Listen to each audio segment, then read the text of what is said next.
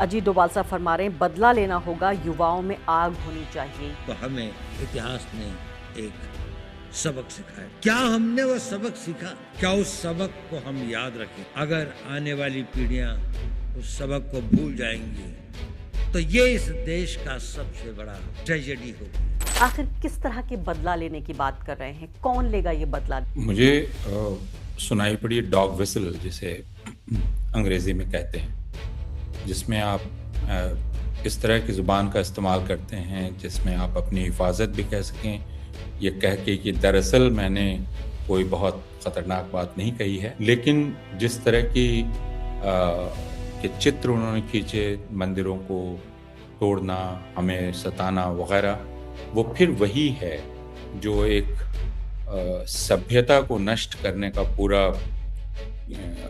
पूरी कहानी पिछले 10-11 सालों से कही जा रही है कि हमारी सभ्यता को नष्ट कर दिया गया, सनातन सभ्यता को नष्ट किया गया और अब वक्त बदला लेने का आ गया है। कुछ महीने पहले का इतिहास पहलगाम का, फिर 5 साल पहले का इतिहास हम देख लें पुलवामा का, उसका बदला कब निकलेगा? हमें तो ये भी नहीं पता कि जो हमारे 40 जवान मारे गए थे वो आतंकवादी कौन थे। आप जो कह रही हैं कि 5 वर्ष पहले ये हुआ, दरअसल ये 5 वर्ष, 2 वर्ष, आज इसके संदर्भ में बात ही नहीं कर रहे हैं। ये हिंदुओं की पूरी समझ को 1000 वर्ष, 2000 वर्ष इसी टर्म में सेट करने की कोशिश कर रहे हैं। डेमोग्राफी का जिक्र हो रहा है, ये हरे में निशान बनाकर ये बताने की कोशिश हो रही है कि सारी डेमोग्राफी जो है वो मुसलमानों में, यानी मुसलमान ज़्यादा से ज़्यादा तादाद में बढ़ रहे हैं। ये डेमोग्राफी और बीएमसी के चुनाव में भी हिंदू और मुस्लिम और मराठी और हिंदी और उर्दू स्पीकर की बात हो रही है। खतरा दिखाया जाता है डेमोग्राफिक एक्सप्लोजन का, ये सब झूठ है, ये हर कोई जानता है, ये झूठ है।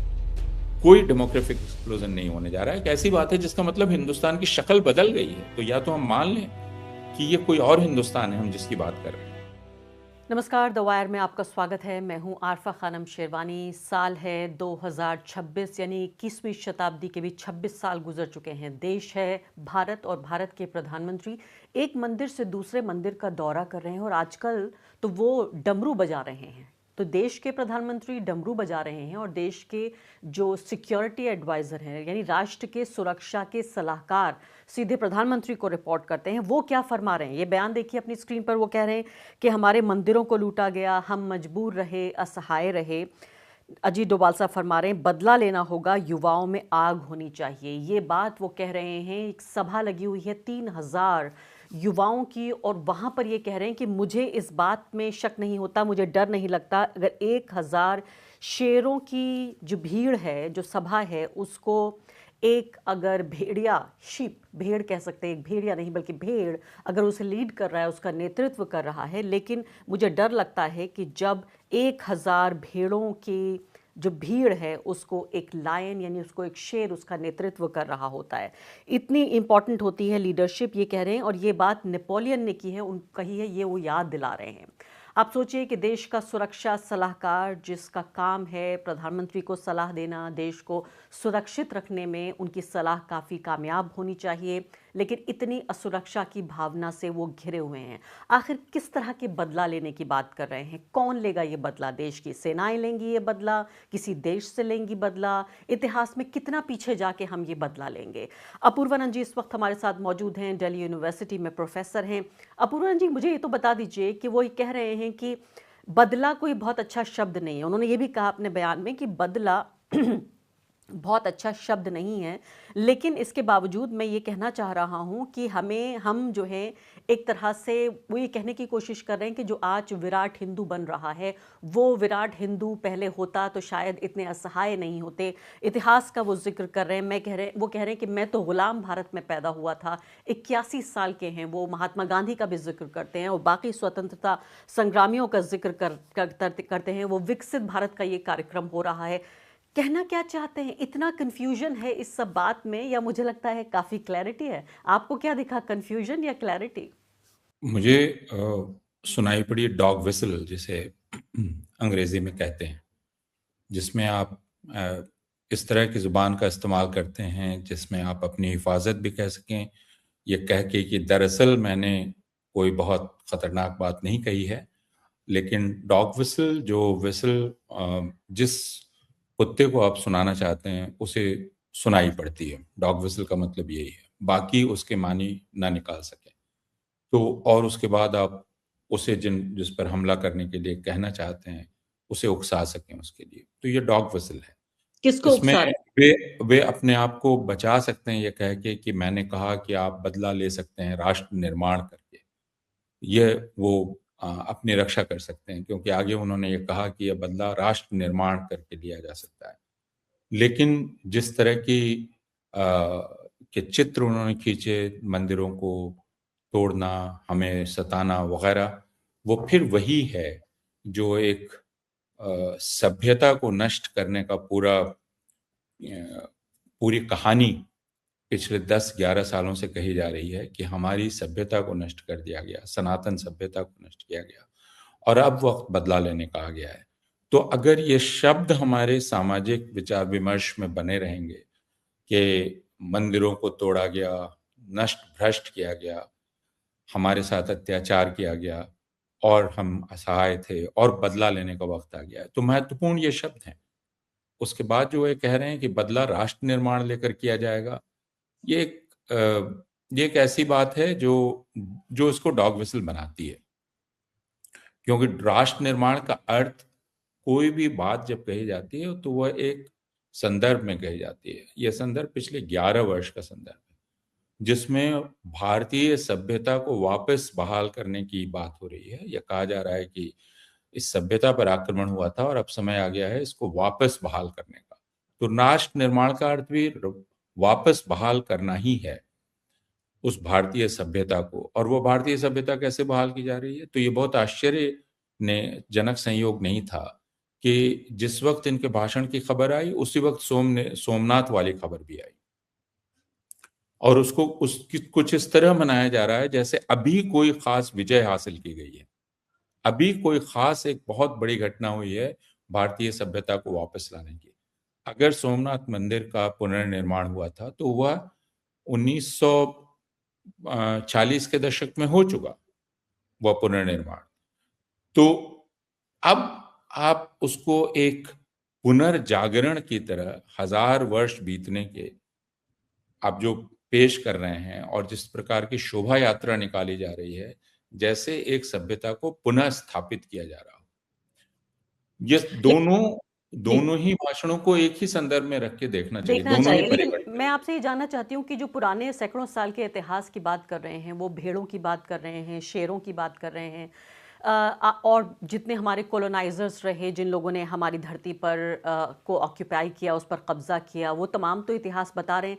लेकिन ये तो कुछ महीने पहले का इतिहास पहलगाम का, फिर 5 साल पहले का इतिहास हम देख लें पुलवामा का, उसका बदला कब निकलेगा? हमें तो ये भी नहीं पता कि जो हमारे 40 जवान मारे गए थे वो आतंकवादी कौन थे। हमें तो ये भी नहीं पता कि अभी जो कुछ महीने पहले मई के महीने में, अप्रैल के महीने में जो हमला हुआ वो कौन से आतंकवादी थे, 6 थे, 8 थे। तो अभी हम कुछ महीने और साल पहले का, यानी 5 महीने और 5 साल पहले का बदला, तथा कथित बदला, और खुद हमारे एनएसए ने ये माना है कि बदला बहुत अच्छा शब्द नहीं है। यानी एक तरह से उनके अंदर ये रियलाइजेशन है कि मैं जो कह रहा हूं वो बहुत अच्छी चीज नहीं है, फिर भी मैं कहना चाहता हूं। क्योंकि उनका कहना है कि ये बहुत पावरफुल है, ये बहुत फोर्सफुल है, बहुत ताकतवर शब्द है ना, यह इसलिए इसका इस्तेमाल कर रहे हैं। और बदला शब्द हमको इसलिए भी याद है कि बहुत दिन नहीं गुजरे, उत्तर प्रदेश में जब सीएए के खिलाफ मुसलमान सड़क पर उतरे और उन पर जिस तरह का हमला किया गया, उसके फौरन बाद उत्तर प्रदेश के मुख्यमंत्री ने कहा था कि जो भी यह करेगा उससे बदला लिया जाएगा, अगर आपको याद हो तो बदला खुद अपने नागरिकों से लेने की बात की जा रही है। तो आप जो कह रही हैं कि 5 वर्ष पहले यह हुआ, दरअसल ये 5 वर्ष, 2 वर्ष, आज इसके संदर्भ में बात ही नहीं कर रहे हैं। ये हिंदुओं की पूरी समझ को 1000 वर्ष, 2000 वर्ष इसी टर्म में सेट करने की कोशिश कर रहे हैं। और इनका कहना है कि यह समय तो दरअसल सभ्यता के वापसी का है, इसलिए इसमें अभी क्या हो रहा है वो महत्वपूर्ण नहीं है, बल्कि हमें पहले अपनी सभ्यता को वापस स्थापित करना है, और वह दीर्घकालिक काम है। इसलिए आपने देखा होगा 2047 का जिक्र हो रहा है। आज क्या हो रहा है यह महत्वपूर्ण नहीं है। अच्छा, कल 5 लोग मारे गए, वह महत्वपूर्ण नहीं है। पहलगाम में इतने लोग मारे गए, वह महत्वपूर्ण नहीं है। महत्वपूर्ण है हम सोमनाथ के पुनर्जागरण का आज उत्सव मना रहे हैं। अब ये सब कुछ इतना हास्यास्पद है, कोई भी बाहर के व्यक्ति देखेगा कहेगा कि प्रधानमंत्री भारत का कर क्या रहा है, लेकिन वो एक सुनियोजित तरीका है, क्योंकि उससे हिंदुओं में एक गलतफहमी पैदा की जा रही है। और इस पे देखिए कि ऐसे वक्त में हो रहा है अपूर्वानंद जी, जहाँ पर आप देखिए कि मानव जो जीवन है, जो भारत के मानव का जो जीवन है वो इस कदर सस्ता हो गया है कि यहाँ पे मल मूत्र पानी में मिल जाता है और 1 दर्जन से ज़्यादा लोग मर जाते हैं। कोई एक्सीडेंट हो जाता है, उससे लोग मर जाते हैं। किस कदर, मतलब आप ये देखिए ऐसी ऐसी चीज़ें हो रही हैं जिनका बखान करना भी यहाँ पर बहुत मुश्किल है। और मैं यहाँ पर जो कमल सिब्बल साहब हैं, डिप्लोमेट रहे हैं, और उनकी वो ये कह रहे हैं, उन्होंने बचाव किया है और ये कहा है कि इनकी बातों को तोड़ मरोड़ कर पेश किया जा रहा है। लेकिन उसके बावजूद भी उन्होंने क्या कहा अंग्रेजी में, और मैं इस बचाव को आपके सामने रखना चाहती हूँ कि क्या हम हमारे नेशनल सिक्योरिटी एडवाइजर को हम गलत समझ रहे हैं। वो ये कह रहे हैं कि ये सिर्फ टर्न ऑफ फ्रेज है, यानी एक तरह से बातचीत कहने का अंदाज है। अमित शाह के शब्दों में कहूँ तो ये तो सिर्फ एक जुमला है। और वो ये कह रहे हैं कि हिस्ट्री जो है उसको दोबारा लिखा जा सकता है और इसके मायने भी बदले जा सकते हैं। हमने देखा है कि हमारे ऊपर पहले हमले हुए हैं और हमारे ऊपर हम कॉलोनाइज भी किए गए हैं। इसके बाद वो ये कहते हैं कि एक एक तरह की विरासत पैदा हुई है उससे। यानी मुझे मैकॉले याद आ रहा है कि नरेंद्र मोदी ने कम से कम अपने 3 भाषणों में मैकॉले, लॉर्ड मैकॉले का जिक्र किया। और वही बात यहाँ पर आ रही है कि हम क्या कोई गुलामी की हमारी ऐसी मानसिकता है जिससे हम जूझ रहे हैं, जिसको हमारे एनएसए भी कह रहे हैं, जिसको हमारे पीएम भी कह रहे हैं, ये फॉर्मर डिप्लोमेट साहब भी कह रहे हैं। वही कह रहे हैं हमें इससे उबरने की ज़रूरत है। और ये भी कहते हैं कि हमारी जो रीसेंट हिस्ट्री है, prove our recent history wrong in terms of the toll it took on our spirit and self confidence। मैं ये समझना चाहती हूँ क्योंकि बार बार आप ये देखिए कि एक जो ये साइकोलॉजिकल वॉरफेयर है, अब तक हम ये कहते हैं कि ये साइकोलॉजिकल वॉरफेयर यानी एक तरह का मनोवैज्ञानिक युद्ध ये भारत के मुसलमानों के खिलाफ छेड़ा जा रहा है। मैं तो कहती हूँ इससे ज़्यादा कहीं ना कहीं भारत के हिंदुओं के खिलाफ है ये, कि एक विराट हिंदू बनाते हुए हम बार बार ये बता रहे हैं कि हम कितने कायर थे, हम तो गुलाम थे, हमें तो जीता गया, हम हमारे ऊपर जो है वो आक्रांता आए, विदेशी ताकतों का हम जिक्र कर रहे हैं, हम भेड़ों का जिक्र कर रहे हैं, शेरों का जिक्र कर रहे हैं। अगर हम कहें गुलामी की जहनियत से आज़ादी का मामला, तो वह हिंदुस्तानी 19वीं सदी के आखिर से ही जहनी तौर पर आज़ाद हो गए थे। वो भले ही अंग्रेजी सीख रहे थे, लेकिन दिमागी गुलामी से आज़ादी उन्होंने 19वीं सदी के आखिर में हासिल करना शुरू कर दिया था। तभी तो हिंदुस्तान में आज़ादी का बिगुल बजा। अगर हम दिमागी तौर पे पहले आज़ाद नहीं होते, तो आज़ादी की मुहिम कैसे चलाई जाती? तो कौन है जो ज़हनी तौर पर गुलाम है? और वह ज़हनी गुलामी किस चीज़ की है? क्योंकि अगर आप 19वीं सदी का आखिर, बल्कि पूरी 19वीं सदी और उसके बाद 1947 तक का इतिहास देखेंगे, उस इतिहास में जो कुछ लिखा जा रहा है, पढ़ा जा रहा है, वो हिंदुस्तान अपने वजूद को एक्सप्रेस कर रहा है। ये हम हैं, और बिना उसके आज़ादी की मुहिम लड़ी ही नहीं जा सकती थी। तो क्या पंडिता रमाबाई ज़हनी तौर पे गुलाम थी? क्या फातिमा शेख ज़हनी तौर पे गुलाम थी? क्या रुकैया बेगम ज़हनी तौर पे गुलाम थी? क्या राम मोहन रॉय ज़हनी तौर पे गुलाम थे? क्या स्वामी विवेकानंद ज़हनी तौर पे गुलाम थे? क्या मौलाना आज़ाद ज़हनी तौर पे गुलाम थे? सरोजिनी नायडू ज़हनी तौर पे गुलाम थी? ये पूछना पड़ेगा हमें, ये पूछना पड़ेगा, क्या गांधी ज़हनी तौर पे गुलाम थे? क्या अंबेडकर ज़हनी तौर पे गुलाम थे? किस गुलामी की हीन भावना से ये सारे लोग ग्रस्त हैं? कौन है गुलाम? कोई गुलाम नहीं है हिंदुस्तान में। बल्कि अंग्रेजों से जो हमें कानूनी आज़ादी मिली, उसके पहले हमने अपने आप को ज़हनी तौर पे आज़ाद कर लिया था। और यही तो योगदान माना जाता है गांधी का, जिन्होंने आकर कहा कि तुम अपने को आज़ाद महसूस करो, तभी तुम आज़ाद होगे। और अंग्रेज इसी बात से घबरा गए कि करोड़ों लोगों ने खुद को आज़ाद महसूस करना शुरू कर दिया, तभी तो वो जेल चले गए सबके सब। अंग्रेजों की जेलों को भर दिया लोगों ने, क्योंकि उन्होंने कहा हम आज़ाद हैं।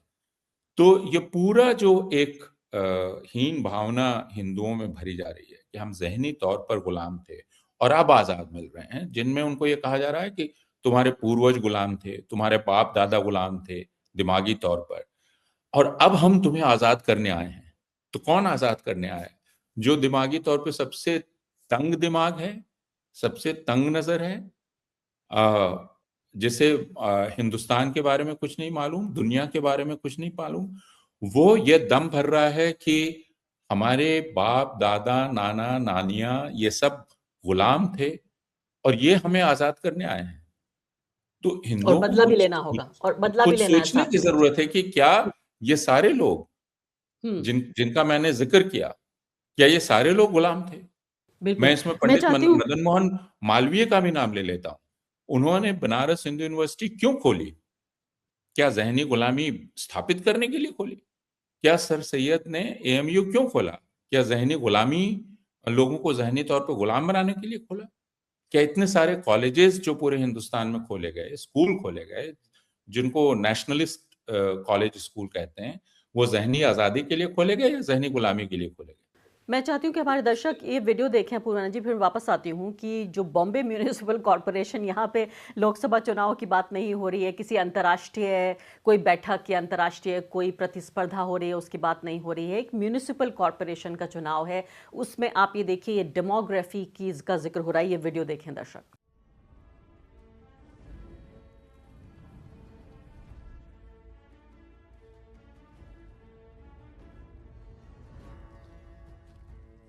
तो ये वीडियो आप लोगों ने देखा कि यहाँ पर बात हो रही है, कहा जा रहा है कि गेम ऑफ थ्रोन्स मुंबई, यानी मुंबई में ये बीजेपी के जो स्थानीय अध्यक्ष हैं वो फरमा रहे हैं कि किस तरीके से जो मेयर है मुंबई का वो मुसलमान नहीं होगा, उसको मराठी बोलनी आनी चाहिए। यहाँ न्यूयॉर्क की लड़ाई मुंबई में लड़ी जा रही है। मुझे ये भी बताइए कि ये पूरी जो कि हम पूरी बहस इनसिक्योरिटी पर कर रहे हैं, तो अब डेमोग्राफी का जिक्र हो रहा है, ये हरे में निशान बनाकर ये बताने की कोशिश हो रही है कि सारी डेमोग्राफी जो है वो मुसलमानों में, यानी मुसलमान ज़्यादा से ज़्यादा तादाद में बढ़ रहे हैं। 11 साल मोदी जी को हो गए, महाराष्ट्र में बेशतर इन 11 सालों में बीजेपी की हुकूमत रही है। अब म्यूनिसिपैलिटी का इलेक्शन हो रहा है जिसमें डेमोग्राफी से जिसका कोई लेना देना नहीं है, उनके अधिकार क्षेत्र में भी नहीं आएगा जो कॉरपोरेटर्स हैं। तो यहाँ पर ये बताने की क्या कोशिश हो रही है, लेकिन हमारे असदुद्दीन ओवैसी साहब भी आ जाते हैं जो कहते हैं कि मुस्लिम औरत को मेयर बनना चाहिए। तो पहले तो इस बयान के बारे में बताइए कि क्या ये वही दिमागी कीड़ा है जिस कीड़े से ये डेमोग्राफी और बीएमसी के चुनाव में भी हिंदू और मुस्लिम और मराठी और हिंदी और उर्दू स्पीकर की बात हो रही है? देखिए, ये इस चीज को हर जगह ले जाया जा रहा है। आपने बॉम्बे म्युनिसिपल कॉरपोरेशन के चुनाव की बात की। अभी मैं एक दिन पहले किसी का एक सोशल मीडिया पर पोस्ट पढ़ रहा था जो ट्रेन के सफर की बात बतला रहे थे। उसमें कोई बुजुर्गवार उनके साथ बैठे थे और उन्होंने कहा कि हम दोनों में इत्तेफाक था कि म्युनिसिपल सर्विसेज बहुत खराब हो गई हैं और हालात बहुत खराब हैं, वगैरह वगैरह वगैरह, और जो शहरियों को सुविधा मिलनी चाहिए, म्युनिसिपैलिटी को देनी चाहिए, वो नहीं मिल रही है। लेकिन उसके बाद जब इन्होंने पूछा वोट किसको देंगे, तो उन्होंने कहा कि देखिए, बांग्लादेशी बहुत बढ़ रहे हैं, बांग्लादेशी मुसलमान। तो उन्होंने हैरानी जाहिर की थी कि वो बुजुर्गवार ये मान रहे थे कि उनकी जिंदगी खराब है और खराबतर हो रही है, लेकिन उनको ज्यादा बड़ा डर बांग्लादेशी मुसलमानों का था। और ये म्यूनिसिपैलिटी चुनाव में अपना वोट देने के का फैसला करने की बात है। तो वही बात अभी आपने की है। असम का मुख्यमंत्री भी यही कह रहा है, जो बम्बई म्यूनिसिपैलिटी में कही जा रही है बात। उसूलन हिंदुस्तान में किसी भी पद पर किसी भी मजहब का कोई भी व्यक्ति खड़ा हो सकता है और जीत सकता है, उसूलन। जो असलियत है वो हम सारे लोग जानते हैं। लेकिन जब यह कहा जाता है कि हिंदुस्तान का प्रधानमंत्री सिर्फ हिंदू होगा, हिंदुस्तान में मुसलमानों की आबादी नहीं बढ़नी चाहिए, तो आप हिंदुस्तान के संविधान के खिलाफ बात कर रहे हैं।